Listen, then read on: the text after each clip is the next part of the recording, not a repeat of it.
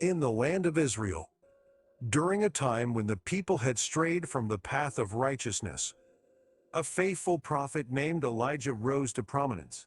He was chosen by the one true God to confront the wickedness that had engulfed the nation.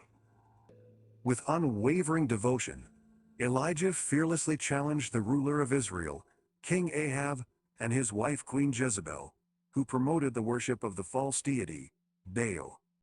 It was in the midst of this spiritual battle that one of the most remarkable events in biblical history occurred: the confrontation between Elijah and the prophet.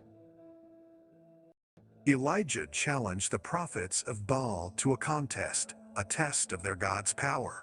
He proposed that each group prepare a sacrifice on an altar, but without setting it ablaze. The prophets of Baal, numbering 450, eagerly accepted the challenge, confident in their false god's ability to consume their sacrifice with fire.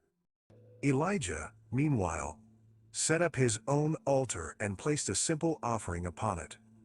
Then he called upon the people of Israel to witness the power of the true God. As the prophets of Baal grew weary from their unsuccessful attempts to ignite their altar, Elijah boldly taunted them, suggesting that their God may be sleeping, traveling, or otherwise occupied. This only intensified their efforts, leading to more fervent cries and frantic rituals. Finally, as the day wore on and the prophets of Baal exhausted themselves, it was Elijah's turn.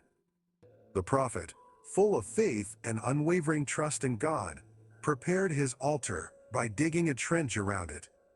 He then poured gallons of water upon the offering, soaking both the wood and the stone altar.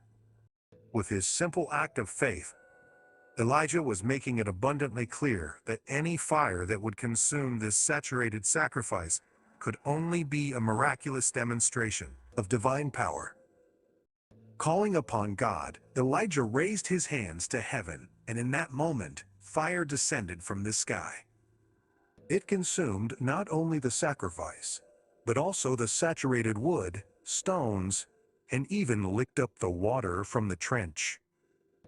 The people witnessed this astounding spectacle and fell to their knees, proclaiming their faith in the true God. The prophets of Baal, on the other hand, were struck with shame and defeat, realizing the futility of their worship.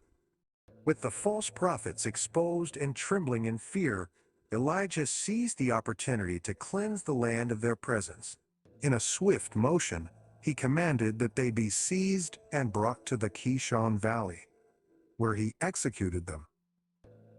This act served as a powerful statement, reminding the people of Israel about the consequences of turning away from the one true God. As the story of Elijah and the prophets of Baal draws to a close, we are left with profound lessons of faith and divine intervention. Elijah's unwavering trust in God, his bravery in the face of opposition, and the dramatic display of God's power serve as a source of hope and inspiration for generations to come.